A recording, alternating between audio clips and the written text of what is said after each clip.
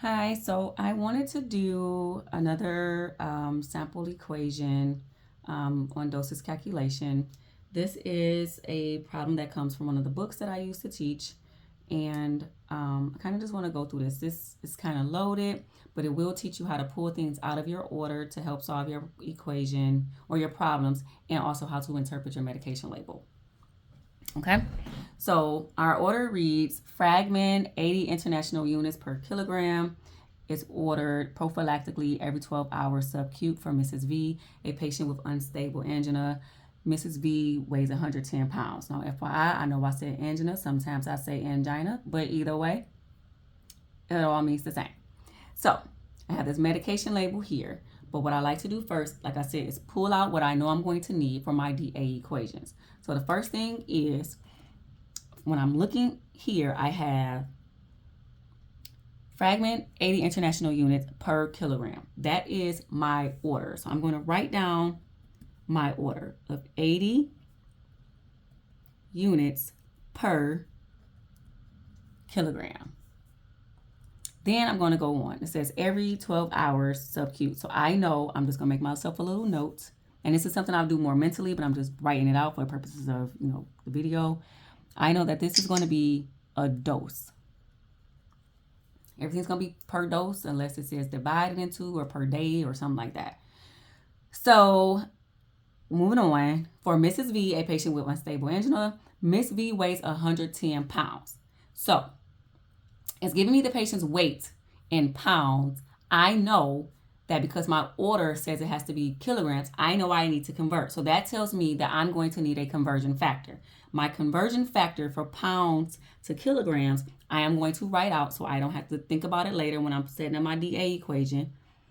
It's my I'm going to write my conversion factor out. It's going to be 1 kilogram equals 2.2 pounds. I know I'm going to need that eventually in my DA equation because my order is for kilograms and not pounds.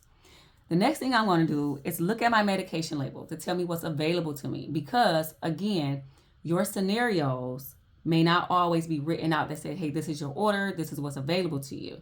Your medication label is telling you what is available to you.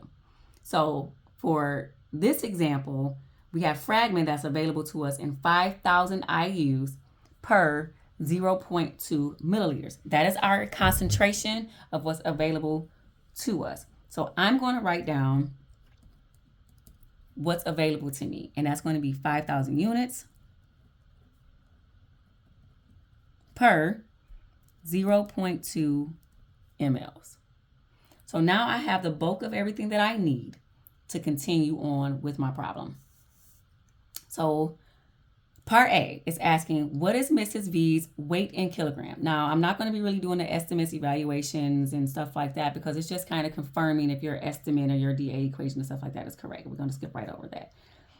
So this is asking, what is Mrs. V's weight in kilograms? Now, again, I know that I'm going to have to convert because the order has given it to me in pounds. So how I'm going to set up my DA equation, I'm always going to start with what I need. And the reason I am starting with what I need because I know that's what I need to have at the end of my equation in order for this to be accurate, okay? And I know that what I need needs to always be at the top of my factor. So this is what I need. Now my factor says 80 units per kilogram. So, wrong factor. So my conversion factor is going to be 1 kilogram equals 2.2 pounds. Okay? So in my DA equation, I know I'm going to do 1 kilogram per 2.2 pounds. The thing with factors is that you never separate them. They're always going to be together. 1 kilogram equals 2.2 pounds has to always be together. So no matter whether you say 2.2 pounds equal 1 kilogram, they have to stay together. For this scenario, 5,000 units will be per 0.2 milliliters and 80 units will be per kilogram because that's what the order is. So moving on. So the second part is setting up the next factor. So we have 1 kilogram per 2.2 pounds. DA requires us to multiply, and that means that we have to cross cancel. So that means we need something that's going to cancel out pounds. The only thing that gives us pounds is back in our order where it tells us that Miss V weighs 110 pounds. I'm going to put 110 pounds here.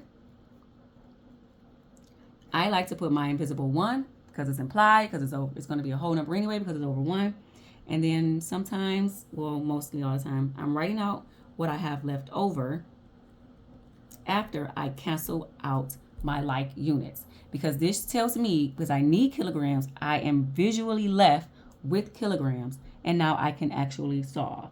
So 110 divided by 2.2 is going to give me 50 kilograms.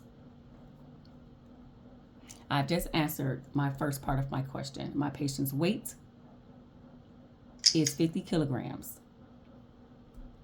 Okay, so that is literally us converting pounds to kilograms using the DA method. So moving on. The next question is, how many units will the nurse prepare for Mrs. V?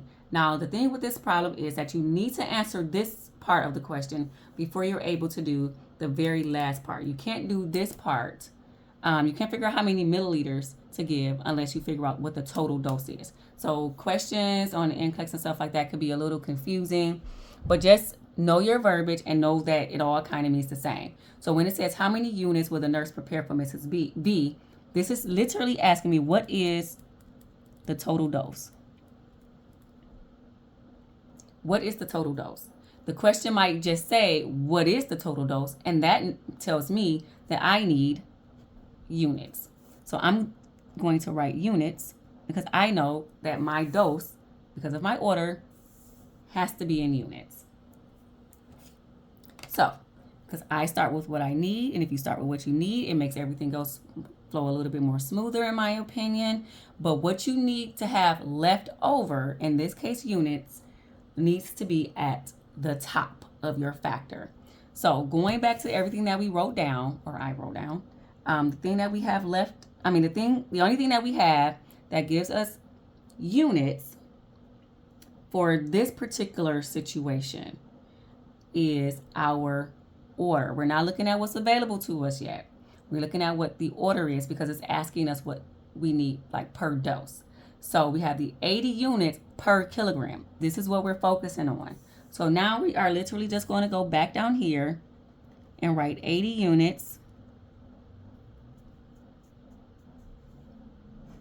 per 1 kilogram. We have to cancel out kilograms, so we're going to multiply that by this patient's weight in kilogram that we found in part 1. So we have 50 kilograms. And again, I like to put my implied 1 there. I'm going to cancel out my like units, and I am literally left with 80 times 50, which will give me 4,000 units per dose. Because this is asking me what the total dose is. So this is 4,000 units per dose. Now I can take this answer here and finish my entire problem, okay? So now our last part, how many milliliters will the nurse prepare to the nearest hundredth of a milliliter?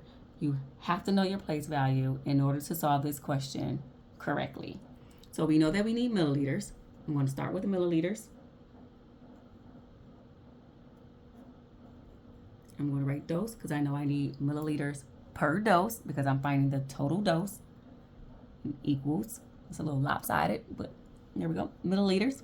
So now I'm going to go back to everything that I wrote down. We've already used the conversion factor for pounds to kilograms. So now, and then we've already found what our total dose is. So the only thing that we have left to use to finish solving this problem is what's available to us. So we know that we need milliliters per dose, and we know that we need milliliters to be on the top because we don't want to cancel milliliters out during the course of us setting up our equation. So the only thing that gives us milliliters per dose is our concentration of our medicine, which we wrote down here, which we got from the label. So we're writing 0.2 milliliters per 5,000 units. That is our starting factor, multiplied by our total dose, because we have to cancel out these units, And the only thing that we have that we've already done that's going to cancel out these units is our total dose that we found in the part before. So we have 4,000 units per dose. Now we can solve there, but I like to write everything out just to make sure I have all of my values still left over. So I'm going to cancel out my like units, cancel out units. Well, yeah, cancel out like units, which in this case is units. And I'm left with the milliliters and I'm left with dose. So what I have left over is 0.2 times 4,000 all over 5,000. I don't need to put those units there because I've canceled them all out. We'll cancel the like units out. And then I'm going to be left with 800 divided by 5,000, which will give me 0.16 milliliters per dose. Now, I know that this has to be correct to a sense because it's asking me what the nearest is to the nearest. The dose, the milliliters, to prepare it to the nearest 100. Sorry for that tongue tie. But to prepare this to the nearest 100th. So knowing place value, I know that this is tenths and this is my 100th position. So if I can find my proper syringe to draw that up in, then I will be fine. But say if my syringe is, I don't have that syringe available and I needed to round to 0.2 milliliters per dose, that will also be correct. But the safer way would be to find a syringe that can adequately hold this 0.16 milliliters. And that's it.